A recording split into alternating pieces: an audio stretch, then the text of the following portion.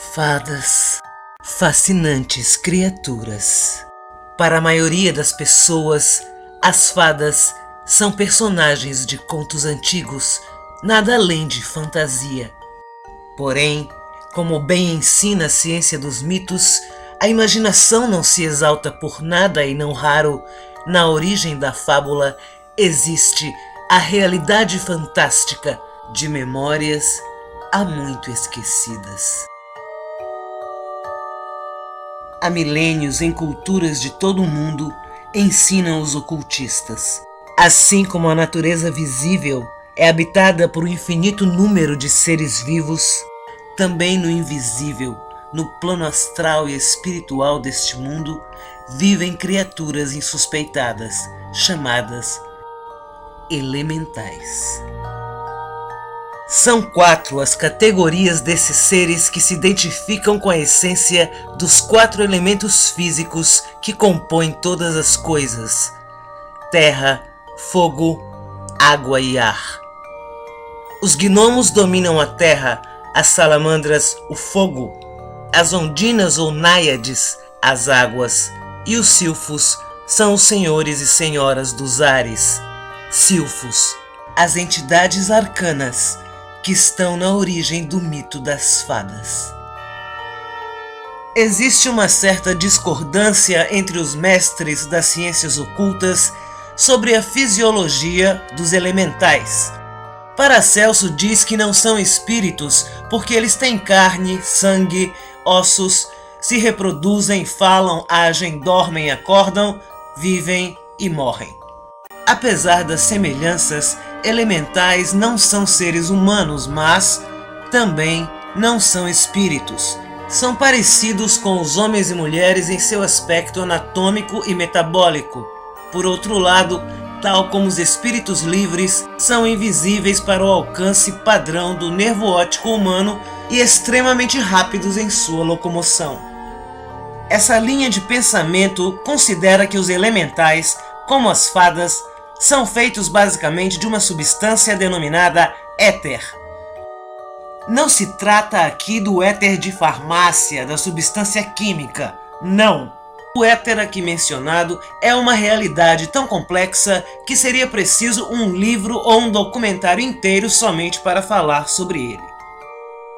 A ideia do éter alquímico, que constitui o mundo dos elementais, é algo como a estrutura de um campo morfogênico, um campo de formas e seres, um campo, um plano de existência que, em virtude de sua peculiar frequência de onda ou vibração, propicia a gênese de corpos muito mais sutis, menos densos, em relação à matéria predominante no reino da natureza habitado pela humanidade.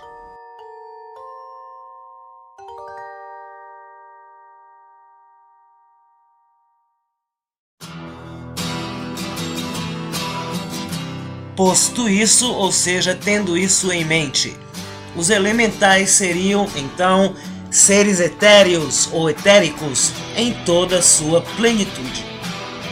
Significa que não sofrem conflitos entre diferentes corpos de sustentação para manter sua existência no ambiente terreno, como ocorre com o ser humano.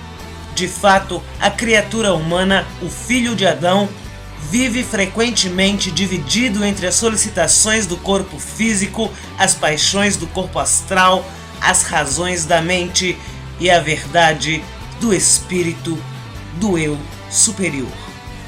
Na prática, a compleição ontológica unitária, ou seja, o estado de ser uno em si mesmo, garante aos elementais pouco desgaste físico ao longo do tempo.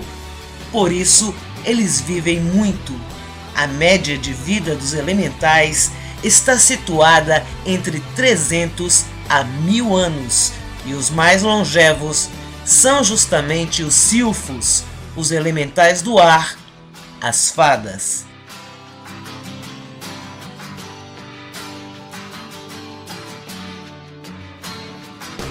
E agora, Sofá da Sala termina esta reportagem dividindo com você o segredo esotérico.